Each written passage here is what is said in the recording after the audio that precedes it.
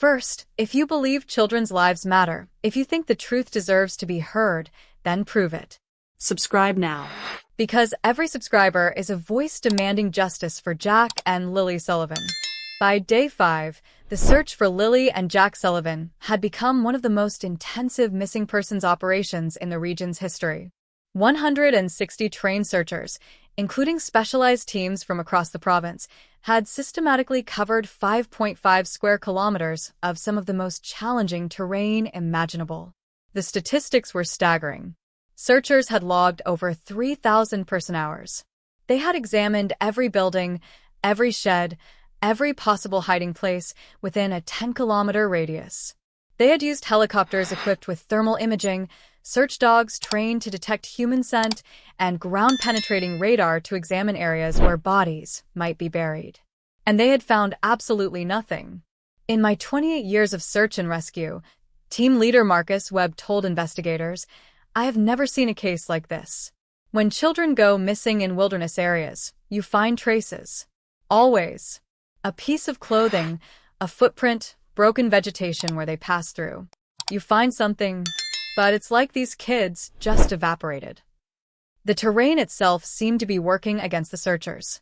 The area around the Sullivan home was a nightmare of dense forest, steep ravines, and hidden dangers. There were abandoned mine shafts dating back to the 1800s, some covered only by rotting boards and decades of accumulated leaves.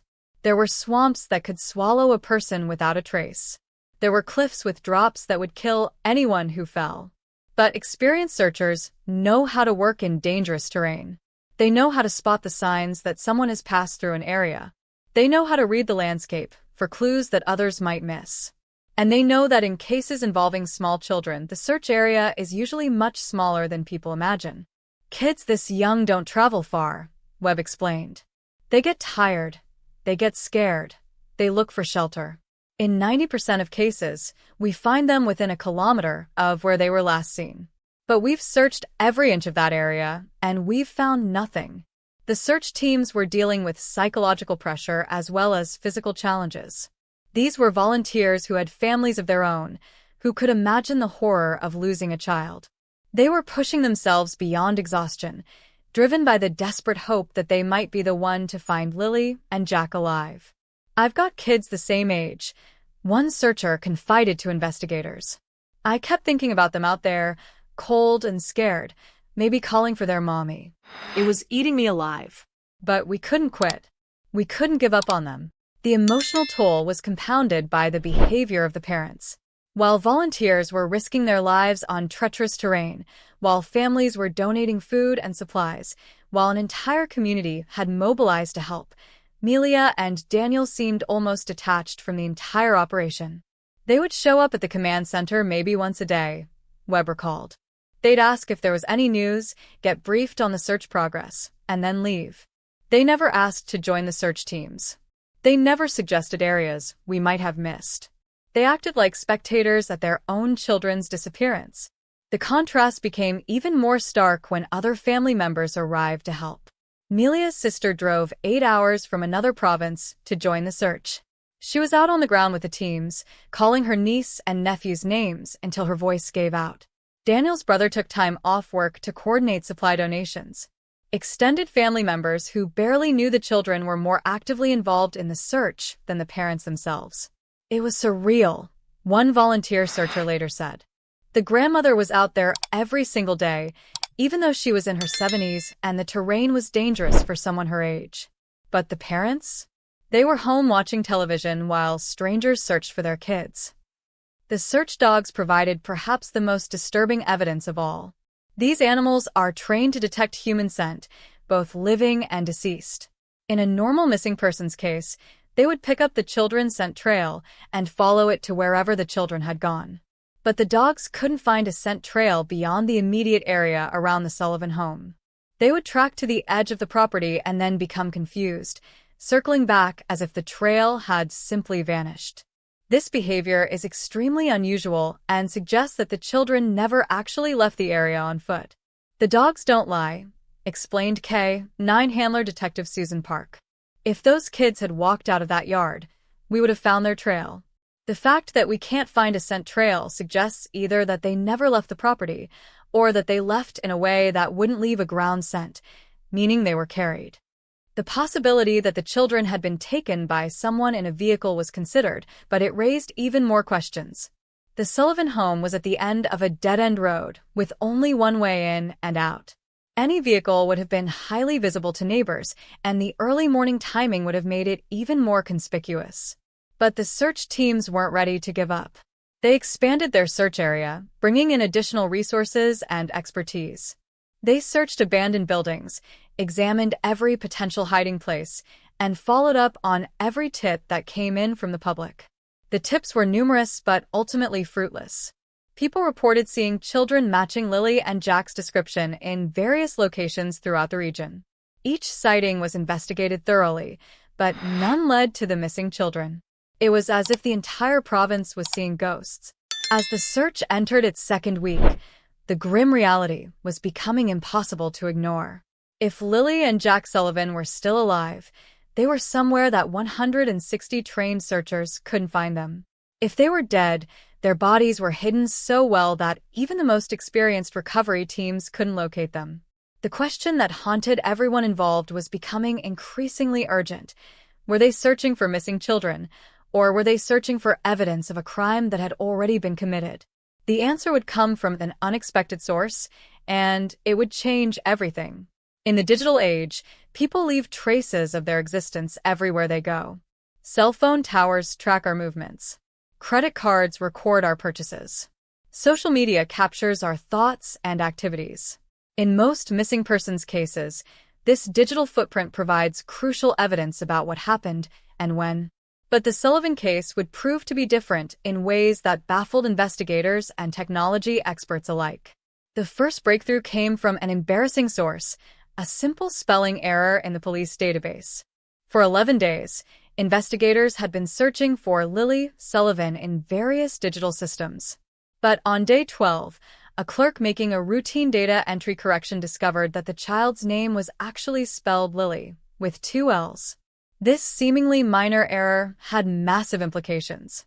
It meant that for nearly 2 weeks, digital searches had been conducted using the wrong spelling, potentially missing crucial evidence in databases, social media platforms, and digital communications.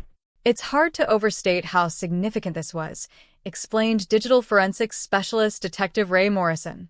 If you're someone who believes children deserve justice, who thinks the truth matters more than protecting lies, then you need to subscribe right now. Because if you won't stand up for missing children by hitting that subscribe button, then honestly, what will you stand up for? And if you're not going to subscribe, at least have the courage to tell us why in the comments. We had been searching for a child who essentially didn't exist in the digital world because we had the wrong spelling of her name. When we corrected it and reran all our searches, we found nothing. But now we knew we were looking for nothing under the right name. The corrected searches revealed something even more disturbing than the original error. Both children had virtually no digital footprint. In an age where even toddlers appear in thousands of photos and videos, where parents document every milestone and cute moment, Lily and Jack Sullivan barely existed online. Melia's social media accounts showed a few photos of the children, but they were sparse and oddly formal.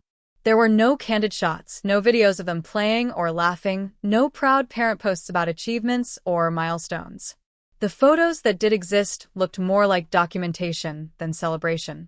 Normal parents overshare, Detective Morrison observed. They post pictures of their kids eating breakfast, playing with toys, sleeping. They document everything. But Melia's accounts were almost sterile. It was like she was trying to prove the children existed without actually showing who they were. The banking records revealed another disturbing pattern. Despite claiming to support a family of 5 on Daniel's part-time income, there was no evidence of typical child-related expenses. No daycare payments, no children's clothing purchases, no toy store transactions. The financial records looked like those of a childless couple, not parents of 2 young children. The cell phone data was perhaps the most revealing. Both parents' phones showed normal movement patterns around the community in the days leading up to the disappearance. But on the morning of May 2nd, both phones had been turned off or placed in airplane mode between 6 a.m. and 10 a.m., exactly the time period when the children allegedly disappeared. People don't turn off their phones during a family emergency, Detective Morrison explained. They use them to call for help, to coordinate searches, to stay connected with family. The fact that both parents' phones were inactive during the crucial time period suggests this was planned. The GPS data from their vehicles told a similar story.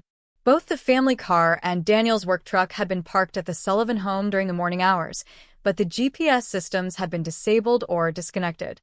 This level of digital awareness suggested someone who understood how electronic evidence could be traced.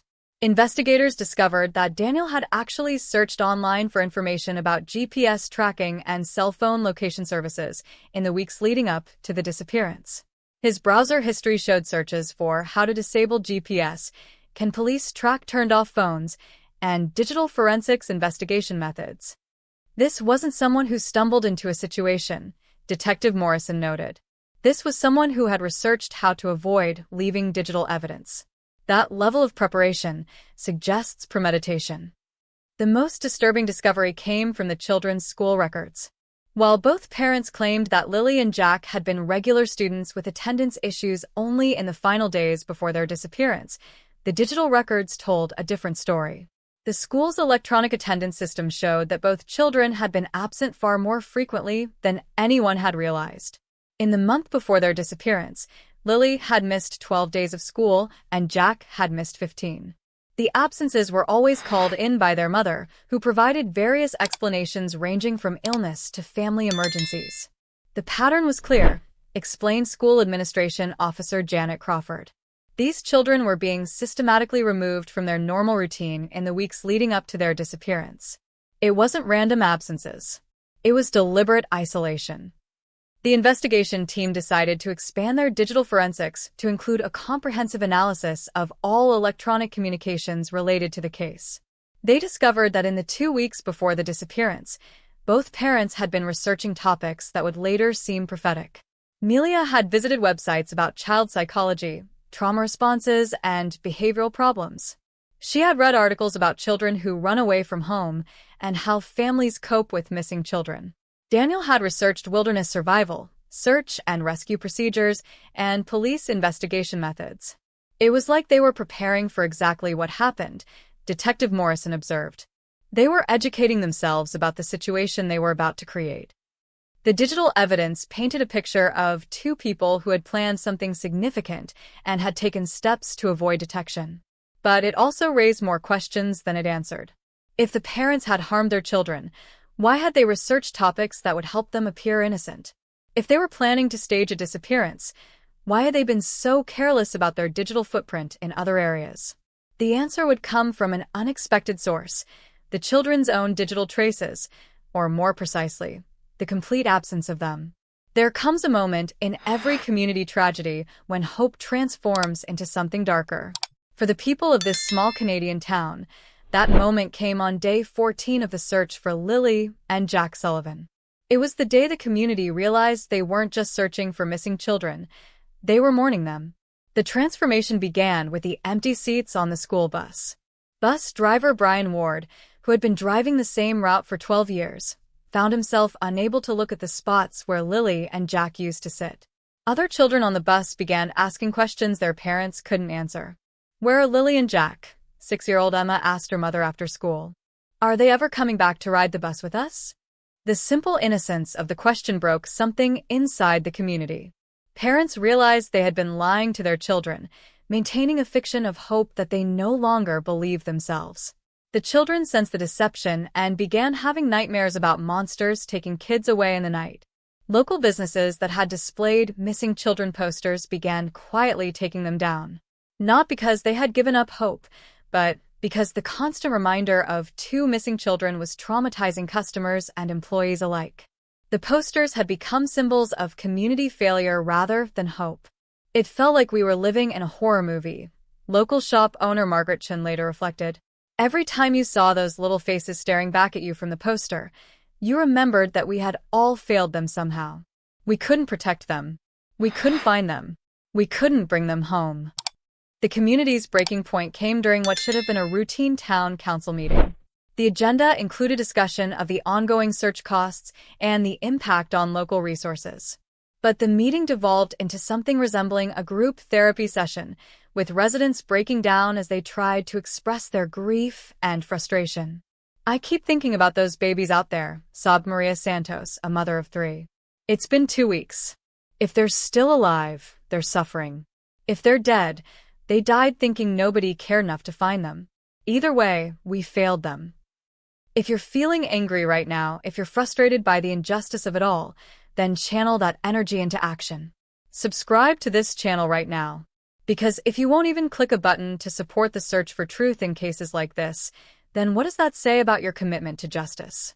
And if you're not going to subscribe, then at least tell us why in the comments. What's stopping you from standing up for Jack and Lily Sullivan? The police were forced to issue an unprecedented public warning about online speculation and vigilante justice. Social media groups dedicated to solving the case had attracted thousands of members, many of whom were convinced they had identified the perpetrators. Death threats were being made against the parents, extended family members, and anyone who expressed doubt about the official investigation. The internet turned this tragedy into entertainment, observed Detective Sarah Kim, who was monitoring the online activity. People were treating it like a puzzle to solve rather than a real situation involving real children. The speculation was becoming more harmful than helpful. The town's children were showing signs of collective trauma. School counselors reported a significant increase in anxiety-related problems. Children were afraid to play outside. Parents were afraid to let them. The community that had once prided itself on being a safe place to raise children was now gripped by fear and suspicion. But it was the formation of the memorial that truly marked the community's transition from hope to grief. Without any official announcement or organization, people began leaving flowers, toys, and notes at the spot where the children had allegedly climbed the fence. The memorial grew daily, becoming a shrine to 2 children who might still be alive. "We were grieving kids who weren't officially dead," explained memorial organizer Linda Walsh. "But we all knew. In our hearts, we knew. The memorial wasn't about giving up hope. It was about acknowledging that hope was killing us." The memorial became a gathering place for parents who needed to process their own fears about child safety. It became a location where people could express grief that had nowhere else to go. It became a symbol of a community's love for children they had barely known but desperately wanted to save. The psychological impact extended beyond the immediate community. The case had attracted national media attention, and the story of 2 missing children had touched people across the country. The small town found itself dealing with reporters, true crime podcasters, and curiosity seekers who were disrupting the daily life of residents. "We went from being a quiet place where nothing happens to being the center of a national tragedy," Mayor Robert Thompson explained. People were driving hours just to see where the children had lived, where they had supposedly disappeared. It was like we had become a tourist destination for tragedy. The economic impact was also becoming apparent. Local businesses were struggling as people avoided the area. The constant presence of media and search teams had disrupted normal commerce. Property values began dropping as people started viewing the community as an unsafe place to live. But perhaps the most disturbing development was the emergence of what psychologists call survivor guilt among the community's other children. Kids who had played with Lily and Jack began blaming themselves for not being better friends, for not noticing if something was wrong, for not somehow preventing the disappearance. The children were carrying guilt that belonged to the adults, explained child psychologist Dr. Rebecca Martinez, who was brought in to help the community process the trauma. They were trying to make sense of something that didn't make sense, and they were blaming themselves for not being able to fix it.